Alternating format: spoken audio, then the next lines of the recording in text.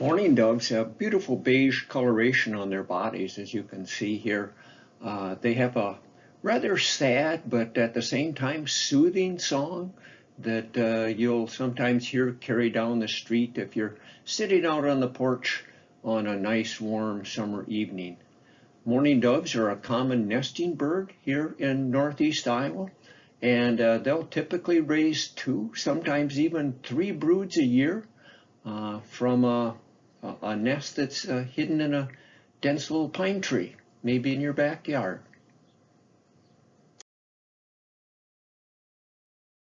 If you want to find this neat little Thistle Longhorn Bee, you first have to find a thistle plant in bloom.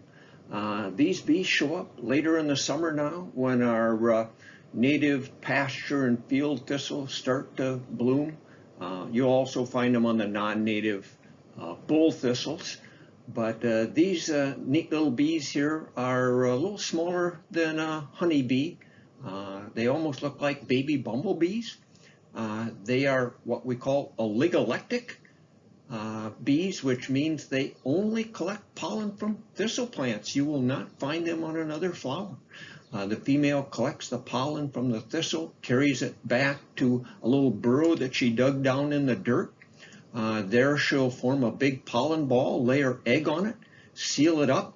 Upon hatching, the larva eats the pollen ball, then pupates later this summer and emerges next year about this time as a new Thistle Longhorn Bee.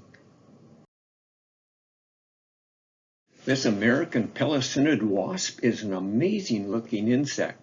Look at the length of that female's long skinny abdomen. It can stretch out, she can, to over 2.5 inches long.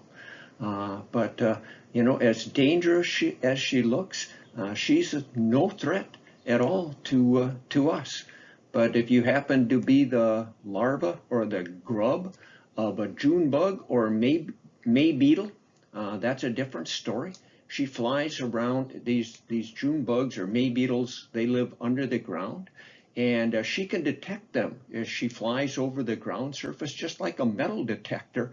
And when she detects where there one is, she will stick that long, skinny abdomen down into the dirt and lay an egg on the body of the June bug or May beetle. And upon hatching out, the pelecinid wasp larva eats the grub from the inside out, which is a good thing, I guess. And next summer about this time, a new wasp pops out of the ground.